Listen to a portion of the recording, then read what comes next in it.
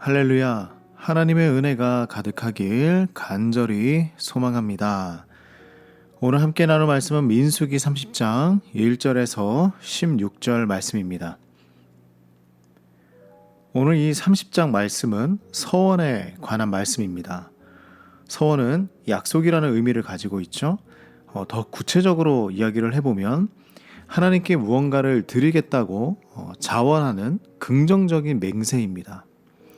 그래서 이 서원은 맹세라는 의미가 더 가깝죠. 보통은 위기의 순간이 찾아왔을 때 사람들은 서원이라는 것을 합니다. 만일 하나님께서 나를 이 위기에서 구해주신다면 제가 어떤 것이든 하겠습니다 라고 맹세합니다. 이 성경에서도 많이 찾아볼 수 있죠. 그러나 이 위기가 지나가고 나면 서원을 잊어버리거나 지키지 않을 때가 종종 일어나죠. 오늘 2절 말씀을 보면 사람이 여호와께 서원하였거나 결심하고 서약하였으면 깨뜨리지 말고 그가 입으로 말한 대로 다 이행할 것이라 말씀하십니다.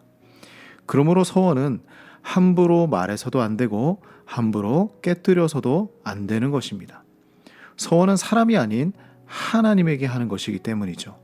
깊이 생각하고 마음을 다해서 서원을 해야 합니다. 그래서 오늘 본문은 이러한 서원 중에서 특별히 여자의 서원에 대해서 말씀하고 있습니다. 이 구약시대의 여성의 서원은 독립적이지 못했어요. 어떠한 권위에 종속되어 있었습니다. 그래서 어린 여자인 경우에는 서원을 하기 위해서는 아버지의 동의가 필요했어요. 딸의 서원을 들어보고 아버지가 아무 말을 하지 않으면 동의하는 것으로 생각했죠. 그러나 아버지가 허락하지 않으면 그 서원은 지키지 않아도 죄가 되지 않았습니다. 다시 말하면 아버지의 허락이 중요했던 것이죠. 하나님은 개인의 서원이라고 할지라도 가장의 권위에 위임을 해주셨습니다.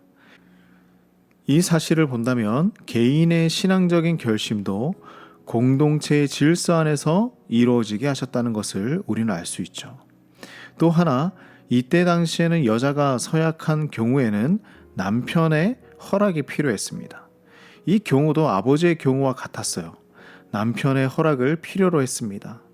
여자가 서원을 할 때 남편이 침묵을 하면 동의한다는 의미였죠. 그러나 처음에는 침묵을 했다가 나중에 딴소리를 하면 남편이 그 모든 죄를 담당해야 했습니다. 그만한 책임이 있는 일이란 것이죠. 이어서 또 하나의 경우를 말씀하십니다. 사별이나 이혼으로 홀로 된 여인은 모든 서원을 반드시 지켜야 했습니다. 왜냐하면 그 어느 누구에게도 구속받지 않고 스스로 결정할 수 있기 때문이죠. 하나님께서는 우리에게 자유를 주셨습니다. 스스로 판단하고 결정하고 헌신하기를 원하시죠. 사람은 본질적으로 하나님이 아닌 그 어떤 것에도 종속되어 있지 않은 존재입니다. 그렇다면 이 서원을 지키는 것이 쉬운 일일까요? 아니죠. 희생이 있어야 하고요. 대가를 지불해야 합니다. 물질을 드려야 할 때도 있고 시간을 구별해서 드려야 할 때도 있습니다. 가정이 한 마음이 되지 않은 채로 서원을 했다면 어려움을 경험할 수 있는 것이죠. 서원을 행하는 것도 가정이 함께 희생을 담당해야 하는 것입니다. 지금은 구약시대와는 많이 다릅니다. 여성들의 지위도 높아졌고 스스로 책임질 수 있는 시대를 살고 있습니다. 그러므로 여성들의 서원도 남성들의 서원도 크게 다르지 않다는 것입니다. 우리 모두가 하나님 앞에 약속하고 다짐하고 맹세한 그 모든 것들이 서원이 되는 것입니다. 우리가 삶의 간절함으로 하나님께 드렸던 그 모든 서원을 성실하게 지켜나가는 하나님의 자녀가 되길 간절히 소망합니다. 하나님, 삶의 위기가 올 때마다 하나님을 찾았습니다. 그리고 서원하고 맹세하기도 했습니다.